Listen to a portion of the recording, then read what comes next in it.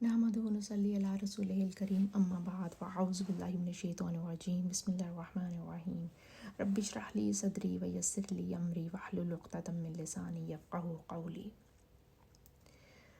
سورہ آل عمران کی آیت نمبر 134 میں اللہ سبحانہ وتعالیٰ فرماتے ہیں الذین ینفقون فی السراء والضراء والکاظمین الغیظ والعافین عن الناس اللہ یحب المحسنین۔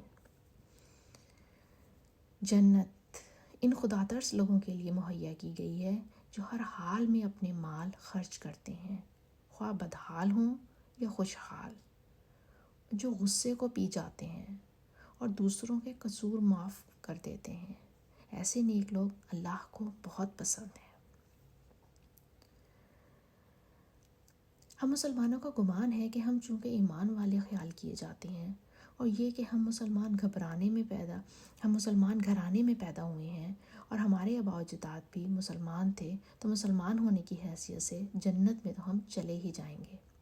فکر تو انہیں کرنی چاہیے جو ایمان نہیں لے کر آئے، اور وہ جو مسلمان گھرانے میں پیدا نہیں ہوئے۔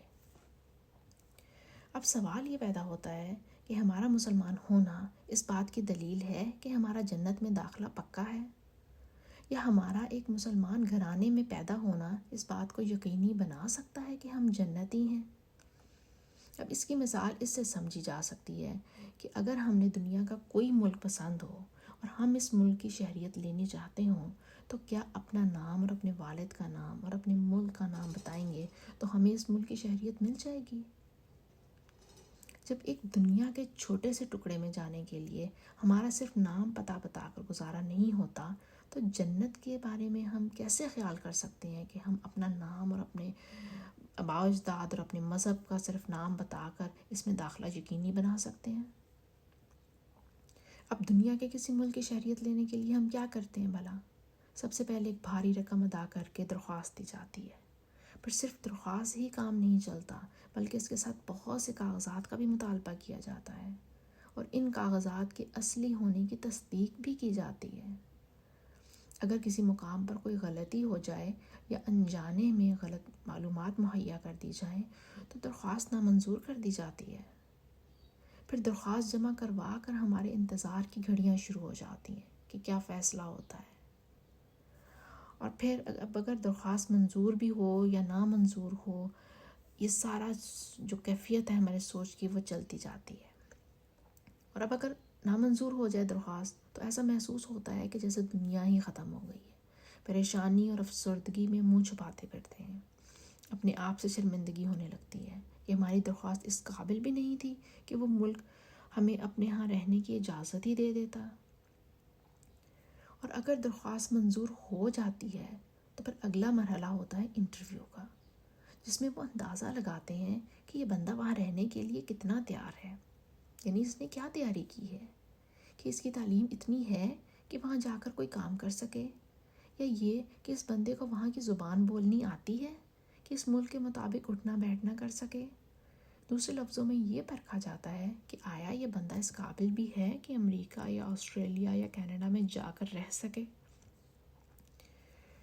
تو بات یہ ہے کہ کیا جنت امریکہ، آسٹریلیا اور کینیڈا سے بھی کم اہم ہے کہ صرف اپنا نام اور مذہب کا نام بتائیں گے اور ہمیں جنت میں جانے کی اجازت مل جائے گی؟ ہمیں کوئی بھی چیز جمع نہیں کروانی ہوگی، کوئی انٹرویو نہیں دینا ہوگا، کوئی زبان نہیں سیکھنی پڑے گی، کوئی عمل نہیں کرنا پڑے گا، کوئی انتظار کی کیفیت نہیں آئے گی۔ نہیں، ایسا کچھ بھی نہیں ہے۔ جنت میں داخلے کی جانچ پڑتال ہماری سوچ سے بھی زیادہ سخت ہے۔ سب سے پہلے تو کچھ اوصاف لازمی ہیں جنت میں داخلے کے لیے۔ سب سے پہلے پیسہ خرچ کرنے کی خاصیت ہونی چاہیے، اچھے حالات میں بھی اور تنگ حالات میں بھی۔ پھر ہماری نیت اور ہمارا جذبہ جس نے ہمیں اللہ کی راہ میں خرچ کرنے پر آمادہ کیا، ہر چیز کو پرکھا جائے گا۔ دوسری خاصیت یہ ہے کہ غصے پر قابو پانا۔ غصہ آنا ایک فطری عمل ہے۔ انسان کی بڑائی اس میں ہے کہ جب کوئی مزاج کے خلاف کام دیکھے تو صبر کرے، جب حالات قابو سے باہر ہونے لگیں تو صبر کرے، کیونکہ غصہ شیطان کی طرف سے ہوتا ہے، اور شیطان کی ہر ممکن کوشش ہوتی ہے کہ انسان کو زیادہ سے زیادہ غصہ دلاتا رہے تاکہ وہ جنت میں نہ جا سکے۔ ہمیں جنت میں جانے کے لیے اپنے غصے پر قابو پانا ہوگا۔ تیسری چیز جو جنت میں جانے کے لیے ضروری ہے وہ ہے معاف کر دینا۔ کوئی بھی انسان 100% فرشتہ نہیں ہو سکتا، کبھی نہ کبھی کوئی نہ کوئی غلطی انسان سے سرزد ہوتی رہتی ہے، اور وہ اپنی اس غلطی پر اللہ سے معافی بھی مانگتا رہتا ہے، اور اللہ سے معافی ملنے کا خواہش مند بھی ہوتا ہے، لیکن وہی انسان دوسرے انسانوں کی غلطی معاف کرنے کے لیے تیار نہیں ہوتا۔ دوسرے انسانوں سے معاملہ کرتے وقت اس کی انا سامنے آ جاتی ہے، اور وہ ہیلے بہانے کرنے لگتا ہے کہ قصور دونوں کا ہی تھا، یا میری کون سا کوئی غلطی تھی، یا میں نے کچھ بھی نہیں کیا یا کہا، وغیرہ وغیرہ۔ تو جنت میں جانے کے لیے دوسروں کی غلطی کو معاف کرنا آنا چاہیے۔